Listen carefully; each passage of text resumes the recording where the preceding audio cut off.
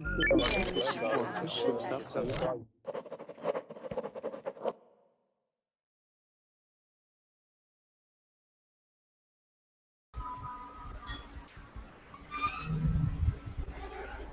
Hello, hello, Verblingites and Verblingistas. How are you today?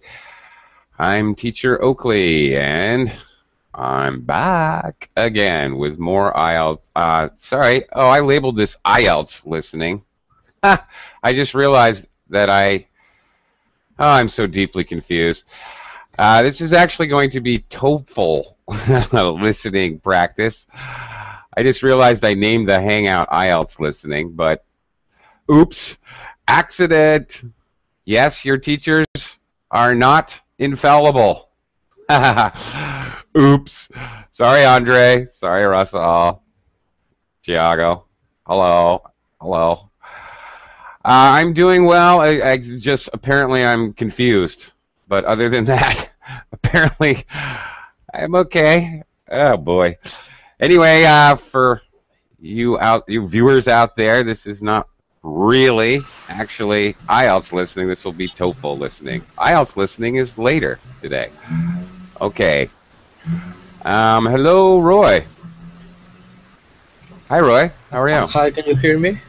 Yes, I can. Welcome to the class. Great. I like your glasses. Thank you. Very stylish. Very nice. Thanks. Are they Oakleys? No, they're just traditional ones. Okay, all right. Yeah, my name is Oakley. You know, have you heard of the brand name Oakley? Yes, I have. I have one glasses. It's very convenient for me, Roy, because it seems like I have personally monogrammed sunglasses. Ooh. Do you know monogrammed? Do you know that word? Haven't heard it. Okay, here, I'll type it in the chat box. Monogrammed is when we put our name on something, okay? When your name is engraved or written on something, it's monogrammed. When we put our in this case, the brand. Yeah, the brand name is my name, so something. It's as if they're personally monogrammed, which of course they're not. And no, Tiago. Hi, Tiago. Hey, Tiago, how you doing? Oh, what happened? Where'd he go? Oh dear. And anyway, Tiago, no, I do not own the company. How I wish. If I owned the Oakley brand, I probably would not be sitting here talking to you right now. Any case, hello everyone. I've made a. Well, I didn't kick you off. I was trying to talk to you. In any case, your teacher's going slightly insane, and I named this Hangout IELTS listening. However, it's not. This will be TOEFL listening. Okay, there's a bunch of people trying to get in the class, and there's still spots here. I'm not sure what's going on. We still have a few open spots. For those of you trying to join, please download. There's a transcript of listening, which we're going to look at today. I know Russell, how you doing? Hi, I'm fine. Hi. What about you? I'm okay. How's the morning? How's the morning? I'm confused, but I feel good. Yeah. In any case, Russell, I know that you know this transcript by heart. But what we're going to do is we're actually going to kind of analyze the transcript. We're going to do the listening, and we're going to look at different kinds of questions and maybe talk about how to do strategy, like POE, like eliminating wrong answers. Somebody in the class, I don't know if you're standing in a windstorm or what, but a lot of static on the microphone. So either you can mute your own microphone when you're not speaking, or which is actually very helpful. And thank you. Obviously, you did that. Okay, hello, ladies and gentlemen. All right, once again, this will be TOEFL listening. We're going to jump right in. Hopefully, everyone had a chance to download the transcript because we're going to be referring to it throughout the class. We're just going to look at one transcript and sort of look at many different questions. I'm going to say a quick hello to everyone because Andre, how are you? Hi, Andre. Hi, Oakley. I'm doing pretty good. All right, good. It's good to see you. Absolutely. Yeah, nice to have you here. Lalo. Hello, Lalo. Are you there? Do you have a microphone? Yes. Hello. Hello. Where are you from, Lalo? I'm from Mexico. Mexico. Okay. Yes. Nice to have you with the class. Do you have plans on taking a TOEFL class? A TOEFL test? Sorry. Ah, okay. Very good. Well, then you're in the right place. Hello, Martin. Again, nice to see you, Martin. Hello, how are you? Nice to see you too. I'm okay, thanks. Yeah, nice to have you with. Okay. Hello, Mine. Always good to see you, of course. How are you today? Mine, are you there? Hello. Yes, I'm here. Okay. I can join first 30 minutes and then I will go to bed. Okay. Your usual modus operandi. Yeah, before sleeping, I should listen to your voice. Oh my goodness. I don't know if that's a that may be what we call a backhanded compliment. You guys know this? Hang on, I'm typing it in. A backhanded compliment. I'm not sure if she's happy to hear me before she goes to bed or if I'm actually putting her to sleep because I'm so boring. So we call it, because we don't know how to take it, common expression, we call that a backhanded compliment. Like, backhanded. Yeah. No. The object is boring. The TOEFL is boring. Yeah, true enough. You're right. It is a dry topic. Ooh, review. Okay. Just going to say a quick hi to a couple other people and we'll get started. Hi, Thomas. Are you there? Hi. Yes, I'm here. Hi, how are you today? I'm doing it well. What about you? Other than slight confusion, I'm doing pretty good. Thanks. And why are you confused? Actually, Thomas, I was born confused. I just hide it very well, normally. Okay. A couple more howdies. Hi, Danielle. Glad you could make it in. Danielle? Yeah, hi. Can you hear me? Yes, I can hear you very well. It seems like everyone's microphone is working very well today. All right, good to see you. And hi, Kevo. Hello. Hello there. Can you hear me? Yes, I can. I can hear you. I can hear you well. I'm here. Okay, it's a little low actually, but I can hear it's a little bit low. Kevo, where are you from? I'm originally from France. Mm-hmm. But now I am living in the United States, so I kind of want to improve my English. Okay. All right, very good. Where are you in the States? I am in Florida, and I actually serve in the United States Navy, so that's why I want Oh, no kidding. Yeah. Where are you at? Pensacola? Indeed, Pensacola. Is that where you are? Yes, that's actually good guess, huh? Yeah. Yeah, good guess. Yeah. I've been there before. Yeah. All right. Yes, I have. Very nice. No, I didn't. I did not serve there. I was served. I was served many beers in a local tavern. Good one. I did not serve. I was served. Yeah. I had a lot of fun in Pensacola. It's a fun place, actually. I kind of enjoyed it there. We were out on the island. What's the island there? There's a. Oh, jeez. Island? Yeah, an island with a big fort on it. I haven't seen that. Oh, okay. Anyway, all right. Not important. All right, buckle up, kids, because here we go. What I'm going to do, first of all, we're going to listen to the recording together. All right.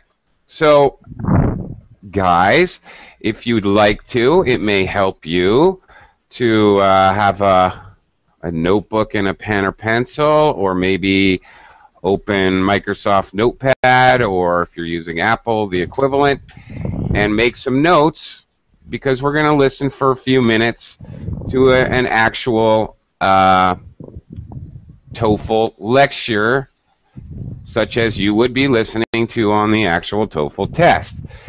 Then we're going to, afterwards, now you guys all have the transcript, and of course, in real life, if you were taking the TOEFL listening test, of course, you would not have the transcript. You would have to go only by your listening. So we're cheating a little bit, but we're doing that so that we can sort of look at the questions and better understand them. In any case, with no further ado, we're going to listen to this together. Go ahead and make notes if you want to, and it may help you later in the class, because I will be talking to everyone and asking you typical listening questions. Okay, so here we go. Listen up. Track 1. Listen to a biology on an environmental issue. There's been a lot of talk over the last few decades about greenhouse atmosphere that trap radiation from the sun so that after it passes into the atmosphere, it doesn't pass out. People are increasingly conscious of the environmental effects of their daily activities, which is a good thing. But all the publicity can be confusing, too. I think writing for the general public about science is a real service, but, well, it's not nice to say, but I wish some of these people would verify things with real scientists more often. They'd save themselves some embarrassment. With that in mind, I'd like to clear up some things about that hot topic, carbon dioxide. Carbon dioxide is a greenhouse gas. It absorbs energy from the sun. In that respect, it's like water vapor and methane, two other naturally occurring greenhouse gases. You all know that carbon dioxide is produced when we burn fossil fuels. Coal, petroleum products, natural gas, and that those fuels run a lot of the machines and manufacturing processes that drive modern life. Those are the sources that get all the public attention. But of course, we produce carbon dioxide as a waste product too. It's one of the byproducts of respiration. We breathe in air, use up some of the oxygen, and breathe out air that contains carbon dioxide. So do other animals. Because carbon dioxide is part of the natural life cycle, nature has a way of dealing with it. How does nature control the amount of carbon dioxide floating around in the atmosphere? I thought the ocean soaked it up. Yes, that's one way. Carbon dioxide is very soluble in water. Soluble. I don't have to explain that one to you, because the root's related to the word dissolve, right? So, carbon dioxide is pulled readily out of the air and into the water. Now, the oceans also release some of their carbon dioxide, but on balance, they absorb more. So that means that if we produce artificially more than would naturally be emitted through life processes, the ocean could, as Jason put it, soak it up. Unfortunately, if we're looking for a solution to carbon dioxide pollution, the ocean isn't it. And that's because the ocean absorbs gases from the atmosphere very, very slowly. If we suddenly increase the amount of carbon dioxide we produced, current models suggest that it would take 1,000 years for it to mix into seawater. And even then, there would still be a small amount left. So, over the short and medium term, we can't rely on the ocean to take up the slack for us.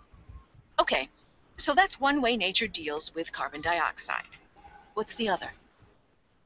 Plants, isn't it? I mean, plants breathe carbon dioxide the way we breathe air.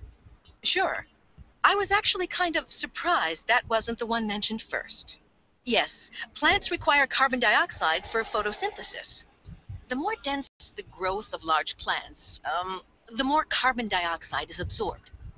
Such an area, including forests of large, old-growth trees and also the ocean, where carbon dioxide is absorbed in large quantities, is called a carbon sink. The carbon dioxide gas is sucked in, kind of the way water is sucked down the drain in your sink after you wash the dishes. In fact, in the ocean, there are algae, seaweed, other kinds of marine plants too that rely on carbon dioxide to perform photosynthesis, just like the green plants on land. It's just that algae are far, far smaller. Now, here's something interesting. Like the ocean, green plants release carbon dioxide into the atmosphere as well as absorb it. When a plant dies, you know, if it burns in a forest fire or just dies of old age and decays, then its carbon dioxide is back in the air. So it only holds it in over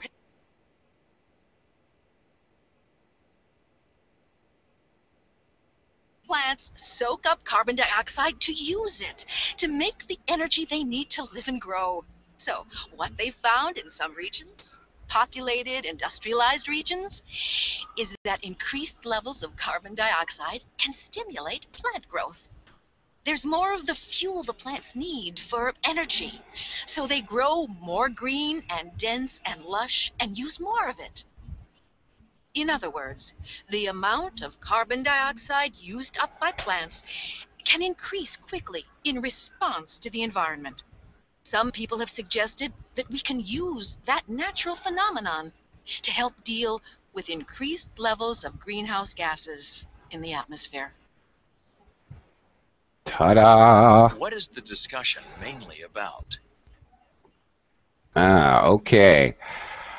What's the problem with relying Hang on a oceans second. to All solve right. the problem of excess amounts of carbon dioxide? Shut up, dude. Stop him, stop him. Stop! Shut up, crazy man.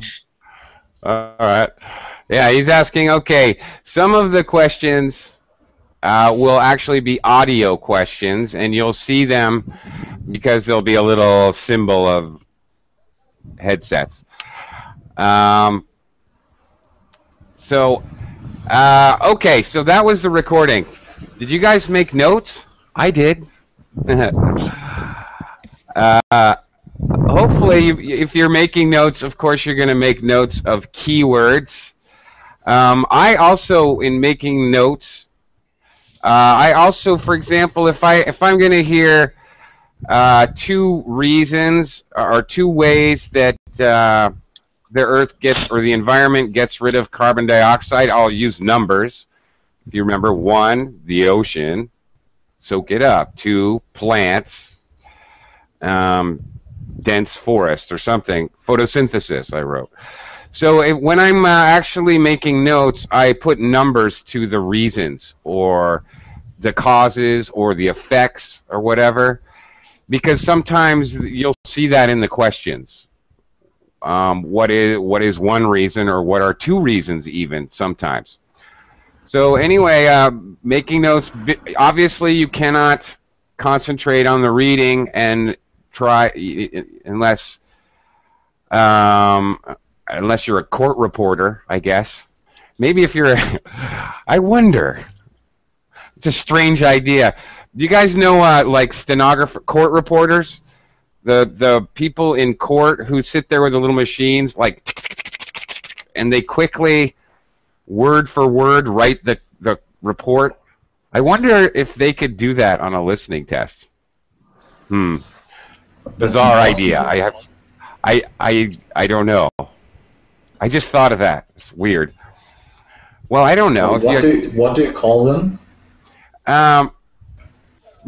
It's not court reporters. Are they stenographers?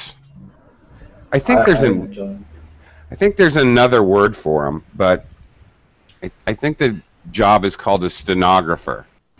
I think. All right. Well, actually, if you're doing it, not a court stenographer or a transcriptionist, somebody who's listening to sound and typing. But in any case, most of us don't have those skills, so we have to make notes. All right, so let's dive into some questions. Now, the first question is usually almost always going to be, is usually pretty predictable. And we did this yesterday, I know, a little repetition for those of you who were here yesterday.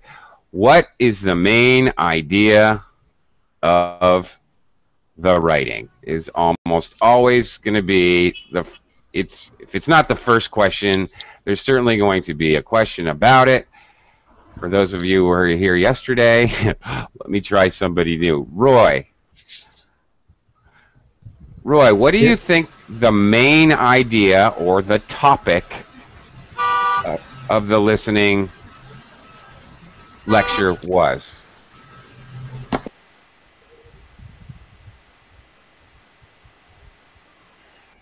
Roy, are you there? Can you hear me? Yeah, yes. I can hear you. What do you think was the main idea of the topic? Okay, here, hang on a second, Roy. I'm going to help you out a little bit. I'll actually screen share the question as it would appear. So I can show you that you have choices. Now, this is what it's going to look like in the TOEFL test. Something like this. You have A, B, C, D. And notice, behind the question, what is the discussion mainly about? You hear the question. Like, I let the recording play a little too long, as Russell noticed. And so we heard the first couple of audio questions. But in any case, you would actually hear the narrator say, what is the discussion mainly about? Okay. So, Roy, what do you think? Here are the choices. Can you read them? Maybe you can't. I know it's hard to read. Letter A says a new solution for carbon dioxide pollution. Yes. B, types of plants used to absorb excess carbon dioxide. C, how nature controls the amount of carbon dioxide in the atmosphere.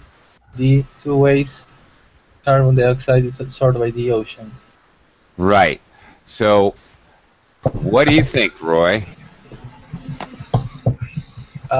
I think it's letter C. Would anyone disagree with Roy on his choice of letter C? Anyone at all?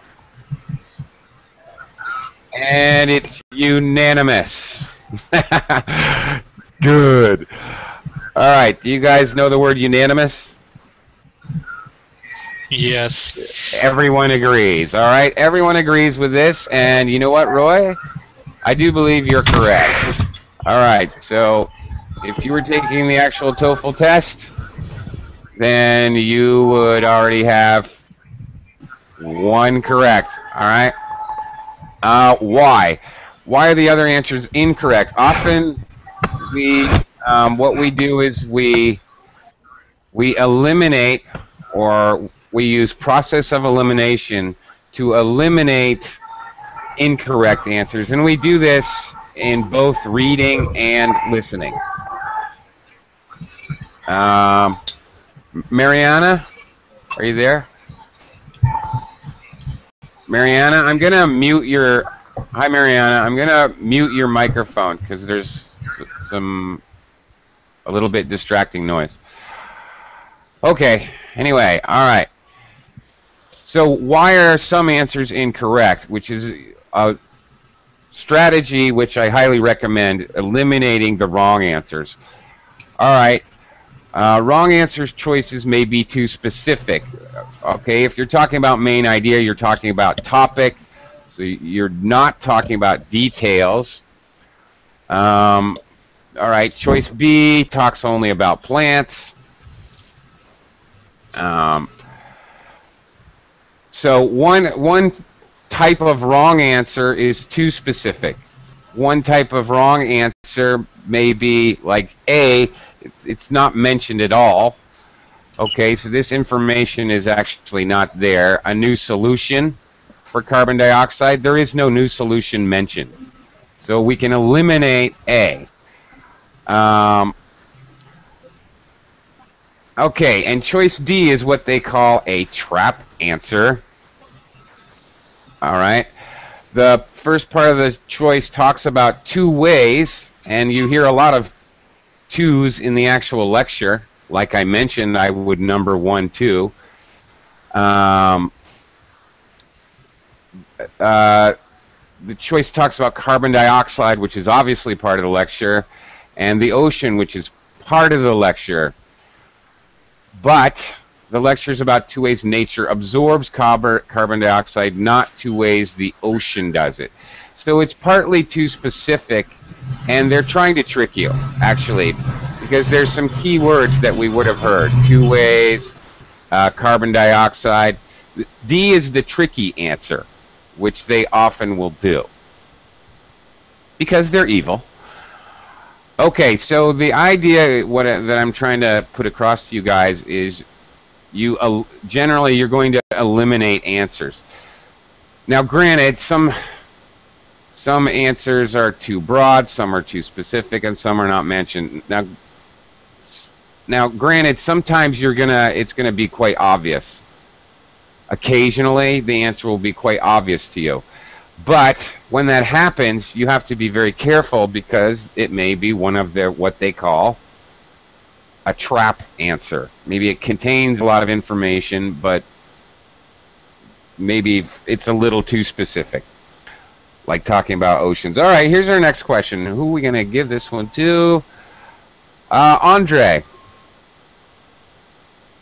Are you there? 1, 2. Andre?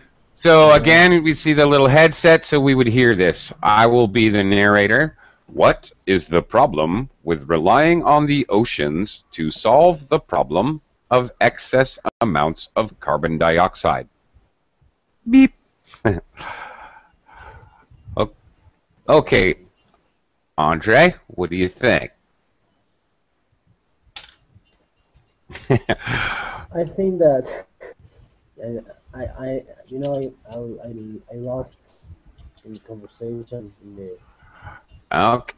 Okay, you didn't catch this part? Yes, I didn't. Okay. How about that's okay. Let me try somebody else. Kevo, what do you think here? Yeah, I would say the answer is B. Seawater takes in carbon dioxide very slowly. Okay. And how did you come about your answer? How did you reach that conclusion? Well, the lady in the recording mentioned that there was an issue with the oceans. They could not take in carbon dioxide as fast or efficiently as plants do. So that's why I chose that answer. Okay, so you came to a direct answer. All right, and sometimes, as I just mentioned, sometimes going to a direct answer seems quite simple and straightforward, and your logic is simple and straightforward, and there's nothing wrong with that at all. But if you happen to miss that part, or you're a little confused, then you might want to eliminate other answers. For example, A, most sources of carbon dioxide are far away from the ocean. What? Sources of carbon dioxide? I really didn't hear that at all. They're talking about, and actually I heard of sources. They're talking about human consumption, or sorry, human respiration or animal respiration, and they were also talking about burning fossil fuels and coal. But they never put it in context of far from the ocean. They never said that. Now, actually, here's something to be careful of. It wasn't actually, it's very similar to reading. If it's not actually there, it doesn't exist. Now, we can logically assume that nobody's burning coal in the ocean and that people aren't breathing in the ocean. I think we can make that leap of logic. But nonetheless, it wasn't actually in the listening recording. So we can't choose A. It's just not there. B, yes. B, yes. The woman actually mentioned some sort of time, actually. I forgot what time, 1,000 years or 10,000 years. I don't remember what she said, but it would take a very, very long time to absorb carbon dioxide. Certainly, it would take a long time, make C ridiculous. The oceans have absorbed their limit. Obviously not, if it would just take time. And D, again, completely not mentioned anything about the number of marine plants. So there's nothing wrong with the logic that Kevo used. You know, he just used straightforward logic, but you may, if you're confused, also eliminate answers. And I completely agree with your answer, actually. That's exactly what I would say. All right, let's move on. Hang on. Okay, this is an important point. And again, actually very similar to reading. Be very careful because, as I just said, it has to be for TOEFL reading. It has to be in the reading passage. Listening, it has to be in the actual listening. Be very wary.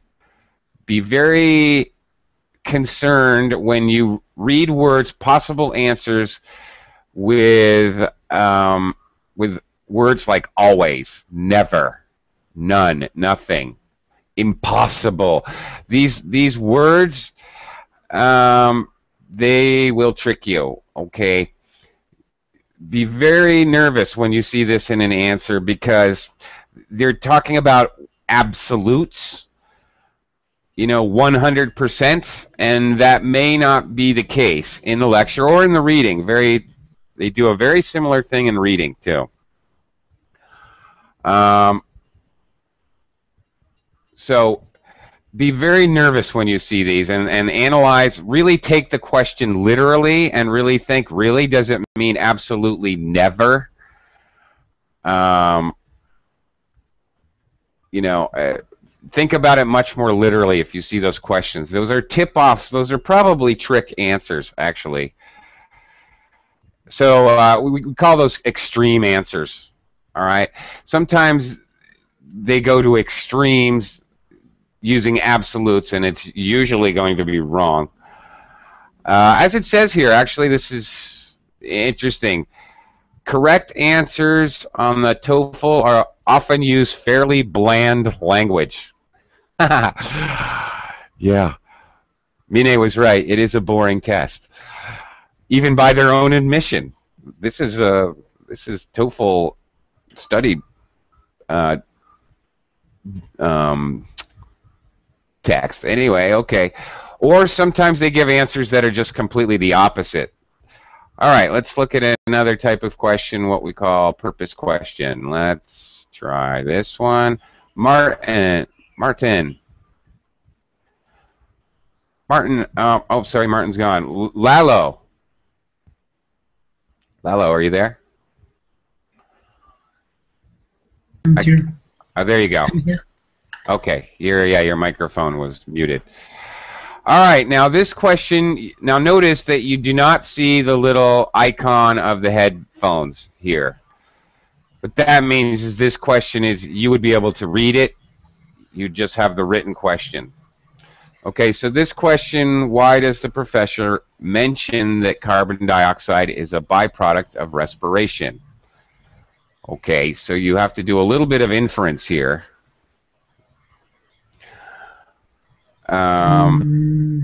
Okay, so what do you think? Do you have a good idea, or do you want to play POE, process of elimination? Maybe is letter D to give an example of the dangers of environmental pollution.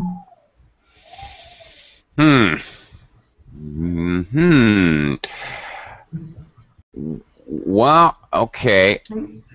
A byproduct of respiration. No, well, maybe it's letter C.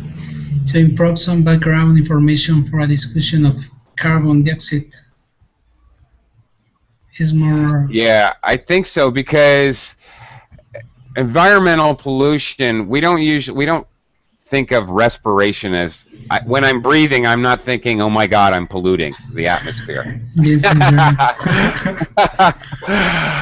Although, you know, when I have a nice Italian dinner with lots of garlic, I may be polluting the atmosphere. I don't know. But, and it doesn't mention smoking, which actually you are polluting the atmosphere. All right. Yeah, I think we might be able to eliminate D, actually, Lalo, and I like C a lot better. Background information, and this is going to be actually I've noticed this is quite common. This type of question, very commonly the answer is it's background information. So look at those answers carefully when you see this type of question. okay. You look at B, to explain the need for more scientific writings. Scientific writings is, of course, not mentioned. I don't remember it. Correct me if I'm wrong. I don't remember her talking about scientific writings. She might have referenced it in a sort of offhand way, but I certainly did not make a note about it, or I don't even remember. And A, to emphasize the importance of carbon dioxide to life on Earth. Well, that sort of doesn't really make sense. We're getting rid of it. We're respirating it. Okay. Kevin says she mentioned research, but she didn't really say writings. That's why I was a little confused. So actually, I would agree. C is, I think C is the right answer. So yeah, eliminating B and D, dangers of environmental pollution or scientific writings. If there's new information in it, again, similar to the reading test, very much similar actually. In the listening test, new information, if it's not there, then it's not going to be a correct answer. There's no way. A and C are a little closer, but as it says here, well, their answer here is a little weird. You know, the importance of carbon dioxide doesn't quite fit the topic either. Their explanation is a little strange on this one, but I guess I should share it since it's an actual TOEFL explanation. They say it's between A and C, and answer A talks about life on Earth, but half of the lecture is about the ocean, which is not alive. I don't know. That's a little confusing for me because there's a lot of life in the ocean. So eliminate choice A. Okay, I think that's a little weird. I like my explanation better than theirs. All right, let's move on to the next question type. All right. Okay, now I observed something when I was listening to the original recording. This, again, you see the headset. This means this would be an audio question. I'll do my narrator voice again. What did the professor call areas where carbon dioxide is absorbed in large quantities? My narrator voice. I noticed something. Now, I'm going to ask for an answer. Let's see, Russell, what's the answer? A. I know you know. Okay. All right. Now, I observed something. I absorbed something. Okay. I noticed something when I was listening to the transcript this time. When the professor was speaking, when she came to this part with a very specific, detailed words, when she wanted to emphasize them or highlight them in the lecture, she definitely used what we call highlighting intonation. She said them, she did a number of things. She used a higher pitch when she said them. Listen for that. because those words are probably going to come up later in the test. She also did something like this. We call this phenomena a pause, carbon sink. Pause. She paused ever so slightly before she said carbon sink, and she paused afterwards to sort of separate that phrase from the rest of her speaking. She made it very obvious that she was highlighting that specific information. I immediately wrote that down if I'm taking notes. If I hear that extra highlighted intonation, you can be about 99% sure that there's going to be a question about it later in the exam. Okay, so there's a, listen for that. If you hear that, it actually becomes quite an easy question because you would have made a note of it. Yeah, she actually called it carbon sinks, so they use slightly different terminology, but yeah, she says, okay, blah, blah, blah, blah. It's called, yeah, okay, it gives a part of the transcript here. She said, blah, blah, blah, blah, blah is called a carbon sink. And she raised her voice. And then she gave an example. Furthermore, if I hear somebody use that intonation and then they give me an example, now I'm 100% sure that's coming up later in the test. Okay. Da-da-da-da-da. Here we go. All right, now our old favorites, hooray, hooray, inference questions. Hang on, let me screen share here. All right, inference. You have to infer a question. Oh, by the way, hi, Anastasia. Multi-chatter. Hello. Okay, let me screen share this. Okay, the text above, okay, would not be shown. All right, this is just as an example. You see the headset. This would be audio question. So as you see noted, the text above will not be shown on the screen. You hear audio only. Sometimes in the test, they will repeat a little part of the lecture, conversation, or whatever the listening is, a small section, so that you can answer a question about it. For example, here. So you would again hear this part of the lecture. And no, I am not. I will read it, but I am not going to do the female lecturer's voice. Okay. You would hear this again. I think writing for the general public about science is a real service, but, well, it's not nice to say, but I wish some of these people would verify things with real scientists more often. They'd save themselves some embarrassment. Actually, that wasn't even in the original, was it? Yes, it was. It was? I have no memory of that. I blanked that one out. Okay, it is important to hear or listen for the professor's opinion or how they feel. What is their emotional state? What do you actually, before we even look at possible answers, what do you think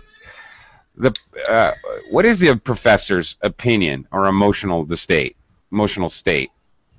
What do you think? What do you think? Yeah, go ahead, Kevo.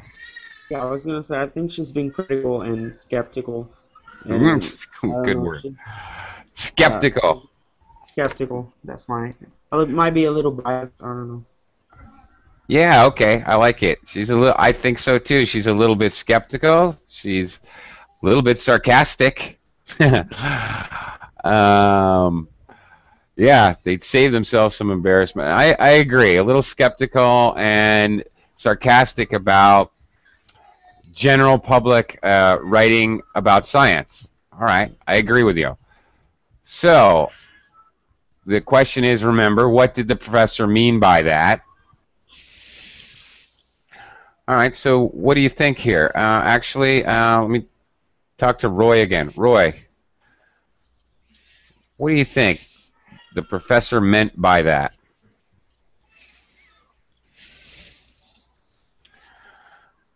Can you read it? I think it's letter B. What was that horn? Okay. Letter B. Some popular writing about science is inaccurate. Yeah, I would tend to agree. I think it's fairly easy. For me, this is a pretty easy question, actually, because we just listened to it just now, and we can so quickly eliminate A. She's asked to write articles. She says nothing about that. C. Students should not be embarrassed. That's not what she said. She said that normal general public are often embarrassed by things they write. And the last one, more writers are becoming interested in the topic of pollution. It's just not said at all. So it's very easy to eliminate answers here. I agree with you, Roy. I think it's, without a question, very simply answer B. All right, so that's another type of question. Let's move on. Again, very similar here. You would, another audio question you might hear. Soluble? I don't have to explain that one to you, because the root's related to the word dissolve, right? Do you guys, do you know what that kind of question is called? Are you familiar with the terminology for this type of question? By the way, actually, there's a couple terms I could use. Vocabulary, I think. Well, it's two things. It's called a tag question. Okay, it's a nice day, isn't it? That's a tag. You make a statement, and then you use the negative question at the end. It's a nice day, isn't it? Now, tag questions like rhetoric. Yes, and it's also, in this case, a rhetorical question. Often a rhetorical question will have a different intonation. You understand that, don't you? Don't you? Rise, falling intonation. That means I'm making it a rhetorical question, and I don't really expect you to answer. A rhetorical question doesn't really demand an answer. You're really just saying it to introduce an idea. You know, a tag question, for example, just a side lesson here, but this is important. A tag question can have change meaning depending on intonation. For example, if I say, "It's going to rain, isn't it?" It means that my pitch falls at the end on the tag. This means that as the speaker, I am sure that it's going to rain. Maybe I'm looking for confirmation from you. This is, and maybe not. Maybe I don't even care. Maybe it's rhetorical. It's going to rain, isn't it? You might answer, "Yeah, looks like it." Or you may not even answer at all. Sometimes this kind of a tag question doesn't even need an answer. If I changed my pitch at the end, "It's going to rain, isn't it? Isn't it?" If I rise, that means it's a real question. Now that is a real question. So it's important to know the difference, especially, you know, in regards to TOEFL, because very many of these lectures, you're going to hear a tag question used as a rhetorical question. It doesn't need an answer. It's just sort of a confirmation. But you may also hear tag questions in the conversation. You will also listen to conversations and answer questions about that. And sometimes the conversations will have tag questions.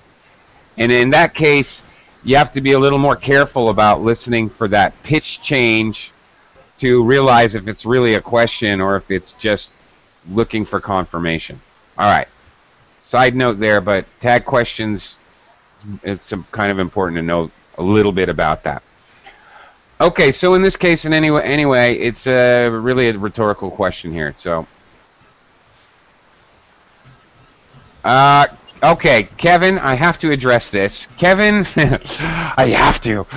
Kevin is in the chat box. He's saying something here. I hear those questions a lot here.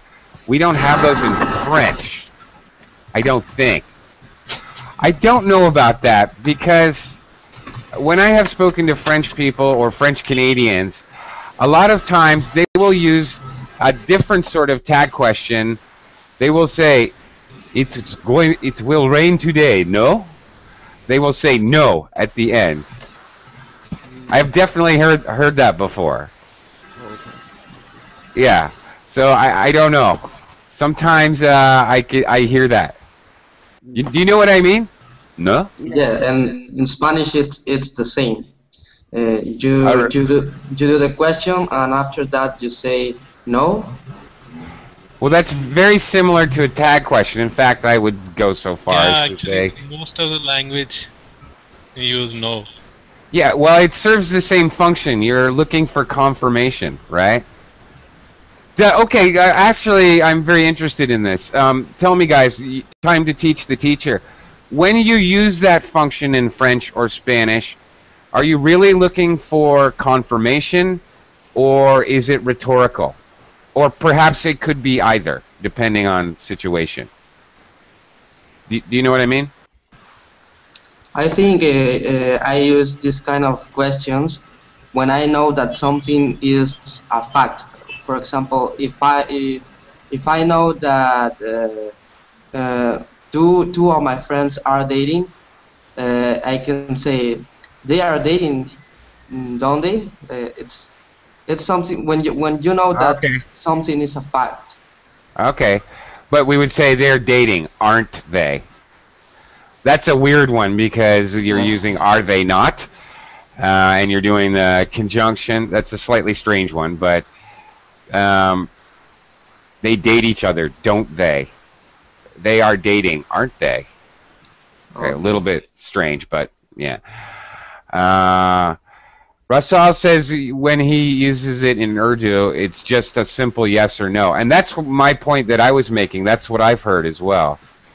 Sometimes. I used to live very close to Montreal, so I was in Montreal speaking with French speakers a lot. And they always, or then, you know, really Canadians, they always say, eh? It's going to rain, eh? It's a nice day, eh? Montreal's a very lovely city, eh? And I'm not making fun of my Canadian friends. I love Canada. It's a wonderful country. Wonderful people. Please, any Canadians out there, don't be angry with me. I love Canada. Really, I do. Okay, anyway, before I get myself in further trouble. Okay, all right. So let me read this again and we'll look at the question. All right. Soluble, I don't have to explain that one to you because the root's related to the word dissolve, right? Okay, what, and the question now is, and let me share, what did the professor imply? What is she implying? What do you think, Andoni? Oh. Can you read this? Can you see it okay? Yes, I can see it. Okay. But I didn't understand the question. Okay, what would happen in the TOEFL test? You would actually hear an audio. You would hear the narrator would say, okay, well, actually, no. You would see these instructions. Listen again to this part of the discussion, then answer the question. And you see the little headset here. So that means it's an audio question. You would actually hear this question on the TOEFL test. You would hear someone say, the professor, soluble, I don't have to explain that one to you because the root's related to the word dissolve, right? And what you see on the screen, as it says here, the text above would not show on the screen. You'd only hear the audio. And then you'd see, what did the professor imply? So what does that audio imply? Well, imply meaning she's not saying it, but she's saying it. How do you explain imply? I think the option B, I don't know. Yeah. She has previously explained the meaning of the word. Really? Okay. All right, let's do some POE here for a second. All right. Process of elimination. Let's look at this a little more carefully because there's a couple confusing answers here. All right. Let's look at A. She is not sure about the origin of the word.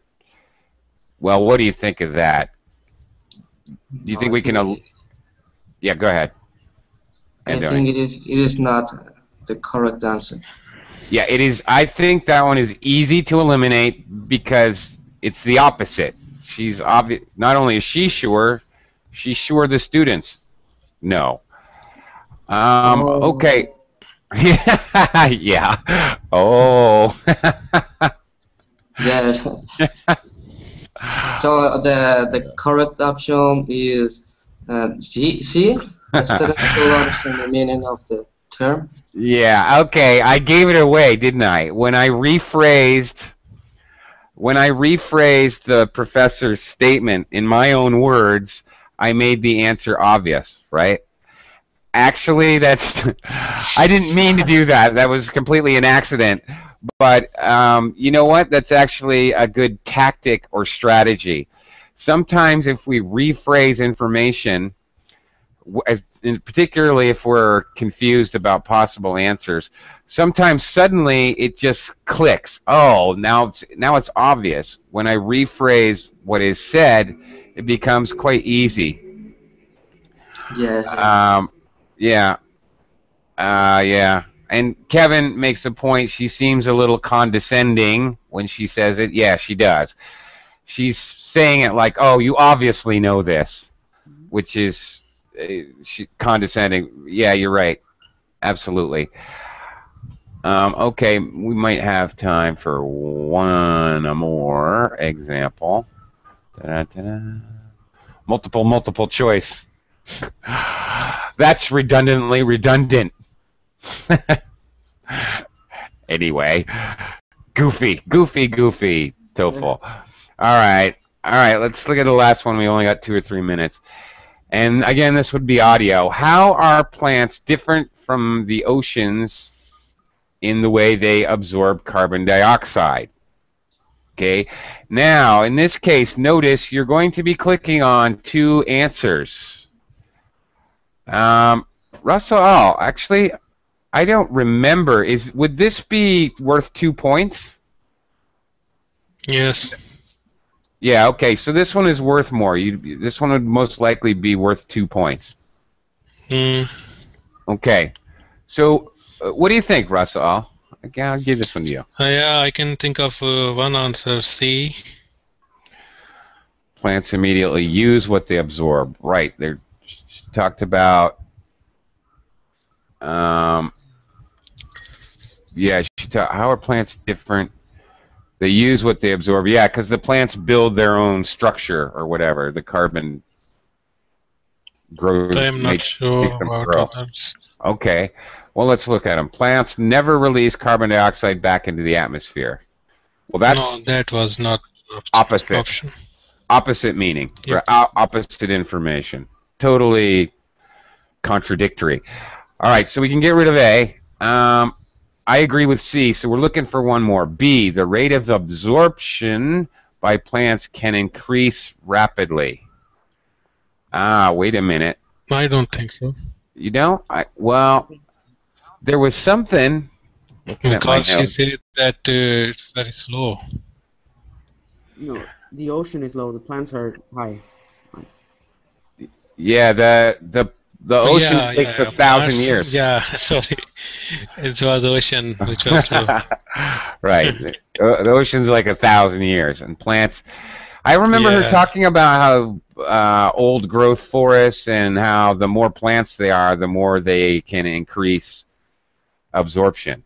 So I kind of like B, but I'm not completely sold. But D, plants do not convert carbon dioxide into other chemicals. Wait a minute. That's do not convert.